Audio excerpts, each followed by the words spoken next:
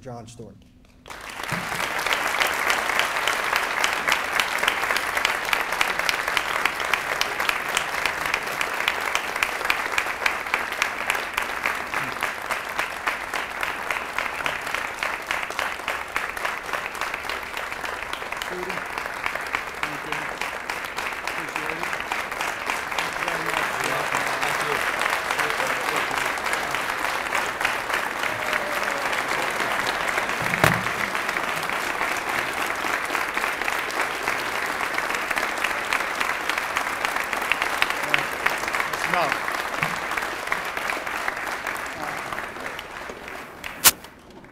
Thank you, fellas. You guys got 10 more minutes, or you want to go back to class? Whatever. Okay, I am honored and humbled and grateful and proud to receive the 2011 Father Kelley Medal. And I want to thank the Alumni Association for their consideration. I think the Alumni Association gave me this prestigious award so that I would forget a lot about what they did. Most of these guys were from the class of '80, although we have alums from '77 to '02. But I'm thinking they're hoping I would forget what they did when they were here, sitting out there where you are. Now, I've taken a look at all the names of the gentlemen who have won this award from 1962. And I see quite a few men back there on that list. It's in the display case. There's a man about to become a cardinal over in Rome. Many judges, priests, lawyers, very prominent educators, very successful businessmen. But I have to tell you, I am the first to get this medal for telling high school kids to get a haircut. I want to thank the Alumni Association for their consideration, but back in the mid-1960s, I think it was, there was a song out there on the airwaves, and the song was something like, "This is dedicated to the one I love." Well, I'm going to tweak that just a little bit. I want to share this award with 170 guys that I grew up with and love. That's the class of 1960. Would you guys stand up?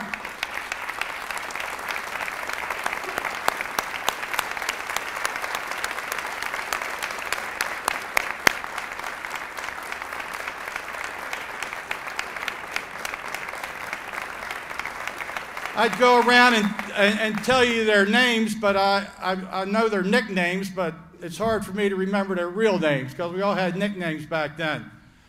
And we all tell each other that we look the same, we act the same, we do the same things, but we lie to each other a lot. And the other thing is, that's not important. What is important is our affection for the Loyola High School we attended from '56 to '60. That's the important thing, and the closeness we feel for Loyola High School, which is now Loyola Blakefield. I want to tell you just a little bit here. When I was a young guy, we didn't have television over in Hamilton at that time. There were very few televisions on the block. So on Saturday nights, my father would take out his 8mm movie projector and show us cartoons on the dining room wall. He had some great cartoons. He had the original Steamboat Willie, which was the original Mickey Mouse. I remember that one. But my favorite of all time was the Popeye series that he would buy, bring home, and show. Now, in case you guys don't know who Popeye is, Popeye the Sailor Man was a cartoon character, had a pug face, jut jaw, corncob pipe, goofy looking hat, talked in a squeaky voice. He had massive forearms that had tattoos on them. All right? But there were three things about Popeye that struck me as a 7 or 8 year old that stuck with me. And the first thing was his motto, Popeye's motto was, I am who I am. And it wasn't am like in AM, it was yam like in Y-A-M. I am who I am. And it used to infuriate my mother at times when I would be called to task for something I did, and I would say to her, I am who I am. And she didn't appreciate that all too much. Second thing he had going for him was a really cool girlfriend. Her name was Olive Oil, O-Y-L. All right, a little bit on the stick figure side, but nonetheless, Popeye loved her. And the third thing he had going for him was something I'd call that something special.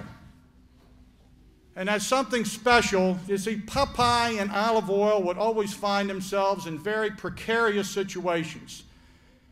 There'd be one episode where he'd be hanging by his fingernails on a cliff.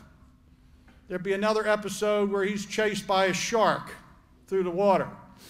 And another where he's tied to the railroad tracks. But he always had that something special that would miraculously pop out, open, he'd eat it. It was spinach, a can of spinach. He always got that can of spinach, and then the rest was history. He would solve the problem or overcome whatever adversity was there. Now, why do I mention Popeye to you guys on such an occasion? All right, because we are all Popeye. Popeye is every man. All right, you are who you are. First thing, you have your strengths, you have your weaknesses, you have your foibles, as all of us do.